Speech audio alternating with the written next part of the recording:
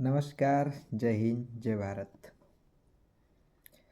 नुकतीच चर्चेमध्ये असलेली गोवा अग्नितांडव, 25 जणांची मौत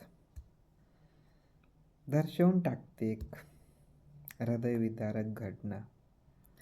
मन कसं विचलित करून टाकते. गोवा म्हणल्यावर आपल्याला आठवते सुंदर बीचेस, तिथे असलेली wine, foreigner, night life, enjoyment, fun, joy, सोबत क्रिसमस आणि डिसेंबर महिना, ते थंडी, ते नवीन वर्षाची चाहूल, तिथून सुरुवात. अशाच काही घटना. एक तर त्या राज्याचा डिपेंड असलेली अर्थव्यवस्था आहे पूर्णपणे म्हणता येईल, मॅक्झिमम प्रमाणात टुरिझमवर डिपेंड आहे. अशात एक घटना बाहेर येते गोव्याच्या नॉर्थ गोव्यामधून. एक Arpora बर्जबाय Romeo Lane night club, जिथे एक इव्हेंट असतो किंवा ॲज अ एक क्लबमध्ये काय जे चालायचं आहे, भर रात्री घटना घडते. घटनेमध्ये 25 जण गुदमरून मरतात. त्याच्यात 20 स्टाफ म्हणला आहे, 5 जण टुरिझम पर्यटन म्हणले आहे, त्याच्यातले 4 जण दिल्लीचे आहे. ठीक आहे. त्या क्लबचे मालिक 2 जण, ज्यांचं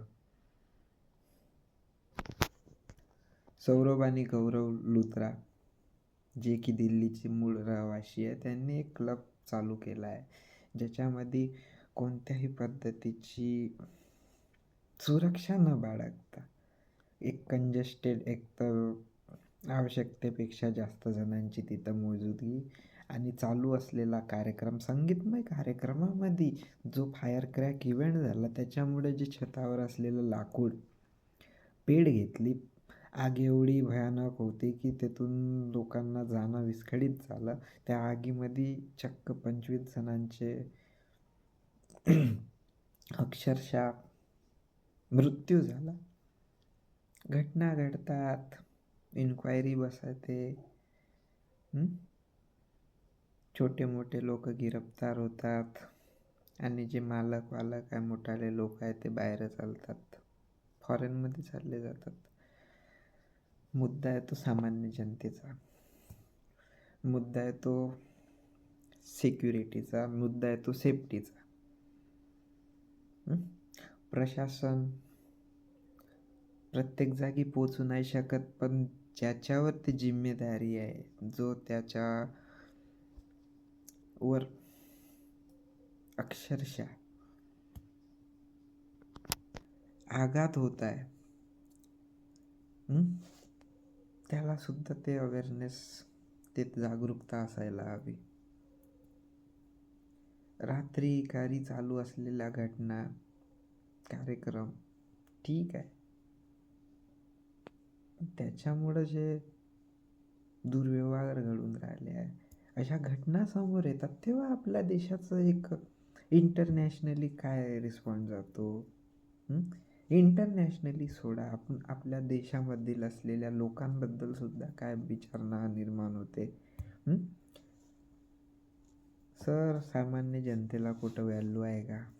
रोजचे मरून राहिले आहे कुठं ना कुठं, रस्ते ॲक्सिडेंटमध्ये, एखाद्या पुलाखाली, एखाद्या बीच खाली, एका प्लेन खाली मरून राहिले आहे लोक. आणि ते क्लबचे मालक दिल्लीवरून, त्याच्यावर केस फाईल झाली तरी कुठं चालले? फॉरेनला चालले, थायलंडमध्ये जाऊन एन्जॉय चालला. गोवा पोलीस केस रेकमेंड करते CBIला. CBI इंटरपोल म्हणजे इंटरनॅशनल पोलीस ऑर्गनायझेशन, जे 176 देशांनी मिळून बनलेली संघटना आहे, जी काय करते, त्यांनी जे ब्ल्यू नोटीस जारी करायला लावला, त्या ब्ल्यू नोटीसच्या माध्यमातून आपल्याला त्या जे गुन्हेगारी आहे त्यांच्याबद्दलची माहिती, अपडेट, त्यांची लोकेशन, ठिकाण आपल्याला ते प्रोव्हाइड करतील. हां, गिरफ्तार नाही करतील, कारण की जो ब्ल्यू नोटीस आहे त्याच्यामध्ये त्याची गिरफ्तारीची त्या देशाची प्राथमिकता नाही आहे. जो रेड नोटीस असतात तर ते गिरफ्तार करूनसुद्धा दिलेलं असतं. सर, गिरफ्तारीचा ना यांच्या मरण्याचा आणि जे काही स्टाफ गिरफ्तार केले आहे 4-5 जण आतापर्यंत, मॅनेजर, काही कर्मचारी, अन्य कर्मचारी, यांचा संबंध त्या 25 जणांच्या मौतच्या वरती आहे का? मग चूक कुठं झाली? घटना कुठं घडली? तेवढ्या दूर जाऊन कोणी इन्क्वायरी करणारा नव्हता का? कोणी तिथली सेफ्टी चेक करणारा नव्हता का? किंवा ॲज अ त्यांची स्वतःची जी बनवलेली त्यांनी क्लब होता, जे त्या पद्धतीनं तिथं चालू असलेले कार्यक्रम होते, सगळे इव्हेंट होते, त्याच्यावर कोणाची वॉच नव्हती का? फायर ब्रिगेड तिथं जाऊ शकत नव्हता, एवढा कंजेस्टेड एरियामध्ये तो क्लब बनवलेला होता. अक्षरशः विचार येते, तुम्ही जाऊन राहिले आहे कोणत्या ट्रेनमध्ये, बसमध्ये, कोणत्या ठिकाणी, कोणत्या स्पॉटवर. खरंच माणूस सेफ्टीनं 100% गॅरंटीनं आहे का? अहमदाबाद विमान क्रॅश पाहिलं, त्याच्यानंतर आपण इंडिगोचं प्रकरण बघितलं. लोकांची व्हॅल्यूच नाही ठेवली आहे. कोण जिम्मेदार आहे? आपण निवडून दिलेली सरकार, की आपण ज्या पद्धतीचं वागून राहिलो, ज्या पद्धतीचं आपण सराउंडिंग निर्माण केलं आहे त्या गोष्टी.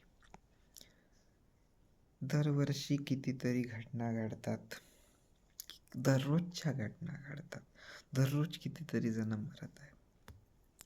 प्रत्येक इव्हेंटमध्ये, प्रत्येक गोष्टीमध्ये एक सामान्य माणूस असतोच, ज्याचा बेमौत मृत्यू होते. आपला देश खूप सुंदर आहे. आपला देश मॅक्झिमम ट्रस्टवर चालते. एक ट्रेन आहे, जे ट्रेन चालवणारे पायलट आहे, त्यांच्यानं आपलं काही रिलेशन नाही, तरी आपण बिनधास्त झोपून जातो. का बरं? कारण की ते दोघं जण आहे, त्यांनी आपली जिम्मेदारी घेतली आहे. बाकी सिस्टम त्याला जबाबदार आहे, त्याला दिशा दाखवत आहे, त्याला डायरेक्शन देत आहे, त्याला ग्रीन सिग्नल, त्याला रेड सिग्नल देत आहे. ट्रेन धावून राहिली, आपण बिनधास्त झोपून प्रवास करून राहिलो. मग प्रत्येक वेळेस सामान्य जनता जी प्रवास करून राहिली डब्यात बसून, तिला जाणणं आवश्यक असतीलच का?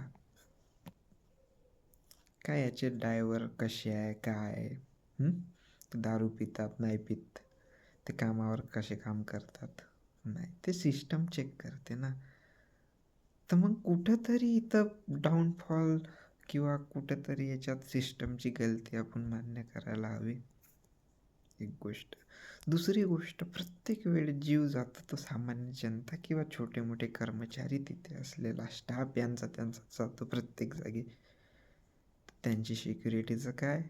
50,000 2 लाख रुपये तुम्ही देऊन त्यांच्या फॅमिलीला खुश करता. तिसरा मुद्दा, जर तुम्ही जेव्हा अशा कंजेस्टेड ठिकाणावर अशी एवढी मोठी क्राऊड एकत्रित होणं, तिथं कोणत्याही पद्धतीची एक साधी गाडी, दंपलची गाडीसुद्धा पोहोचू शकली नाही. एवढा कंजेस्टेड एरियामध्ये तुम्ही परमिशन कशी देऊ शकता एवढ्या मोठ्या क्लबला?